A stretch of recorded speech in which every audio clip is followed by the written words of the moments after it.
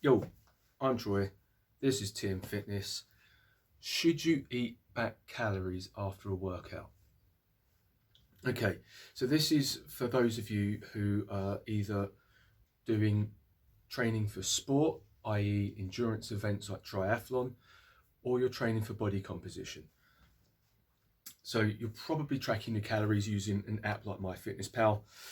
And when you do a workout, it will tell you to eat back your calories. Maybe you're using one of those watches, like an Apple Watch or something like that, and it estimates your calories and says you've burned X amount of calories in this workout, and it's kind of telling you to eat them back. So should you do that?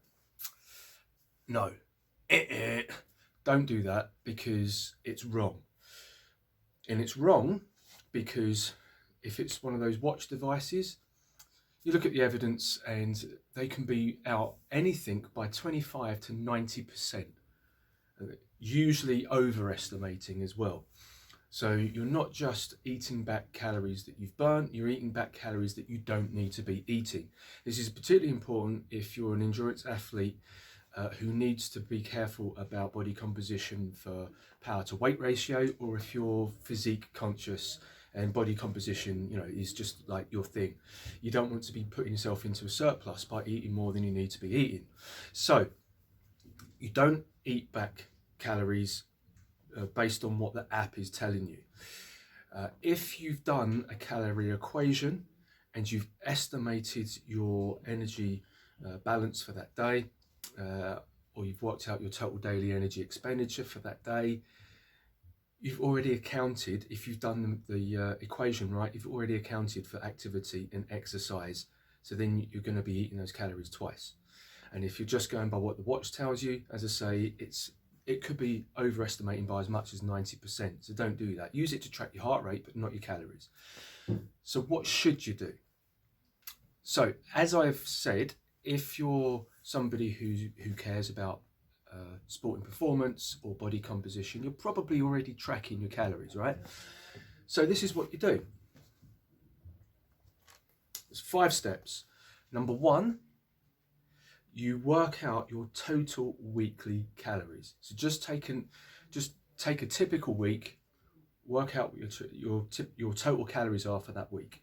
Then you divide it by 7, because there's 7 days in the week, and that gives you an average total daily energy expenditure, or so at least intake. This is where it matters. If your tracking is important for getting it right, the accuracy of your tracking is important for getting it right.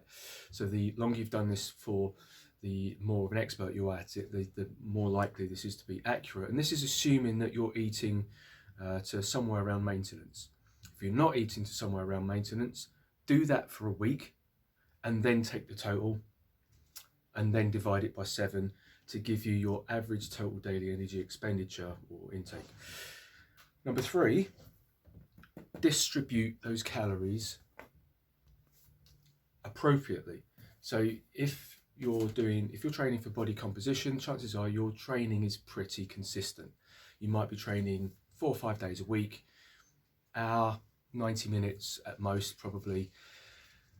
Then you probably don't need to worry too much about it, but you could eat a couple of 100 calories more on those training days and a couple of 100 calories less on the non-training days, but make sure that it's within that same weekly total.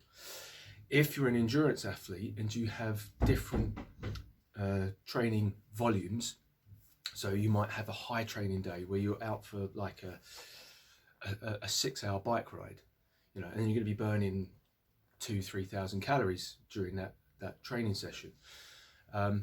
If that's the case, then again you adjust your calories accordingly, so you can have higher calorie days on high volume training days and lower calorie days on lower volume training days, or even rest days. But again, you want to adjust that within the number that you have got for your total for the week. Okay, so let's just recap that first bit. So number 1, total calories for the week. Number 2, divide it by 7. And then number 3, distribute it either evenly or appropriately in accordance with your training days. And then the last two I've got here, because these are important as well. Number 4 is keep your protein consistent. So you don't use percentages, we use grams per kilogram of body weight. You should know this by now if you've been paying attention to my videos. Ideally within the range of 1.6 to 2.2 grams, maybe a bit higher if you're more of a strength and power based athlete. But as long as it's around that 2 gram per kilogram mark, you want to be keeping that consistent. So when you up your calories, your protein remains the same. When you reduce your calories, your protein remains the same. You add or subtract carbohydrates because carbs are important for performance. So on your higher training days, you will eat more carbs.